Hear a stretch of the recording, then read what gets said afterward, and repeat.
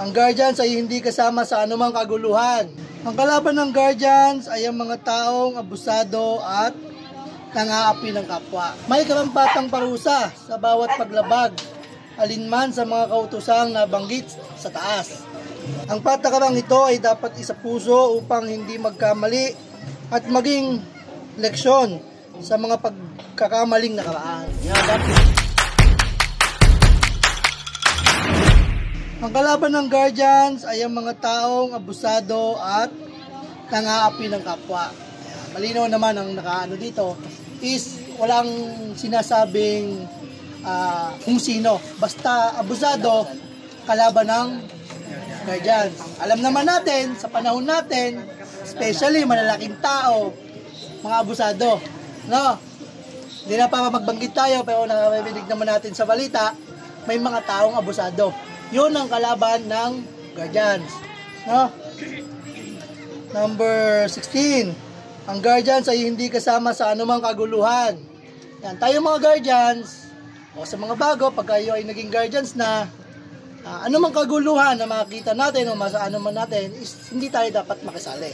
Kung merong pinasok na gulo yung ating mga kaibigan, hindi tayo dapat makisali. No?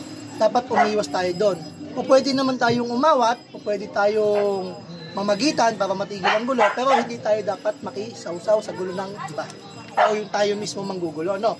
Dahil base dito sa ating sa lituntunin, hindi tayo kasama o nakikisama sa anumang gulo o kaguluhan.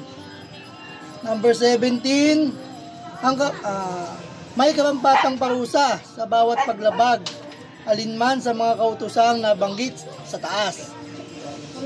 Yung 16 na nauna, alinman na hindi pagsunod doon is may karampatang parusa.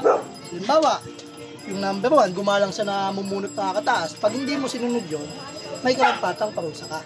No, depende yun sa nakasaad sa CBL ng isang branch o ng kung ano mang branch nyo, kung may CBL kayo, depende yun sa bylaws nyo. Ang patakarang ito ay dapat isapuso upang hindi magkamali at maging leksyon sa mga pagkakamaling nakaraan. Yan, dapat ang mga nabasa natin na 17 is lagi natin isapuso para hindi tayo makagawa ng anumang pagkakamali na gaya ng mga pagkakamali natin na nakaraan. Kasi kung ito'y basta lang natin pinakinggan, hindi naman natin sinunod, useless, no? Makakagawa pa rin tayo ng mali. Kaya dapat isapuso natin ang ating mga napakinggan ngayong araw na ito. Yun lang po yung 18 mga patakaran na dapat nating sundin. Maraming salamat po. Muli ako si PCBA.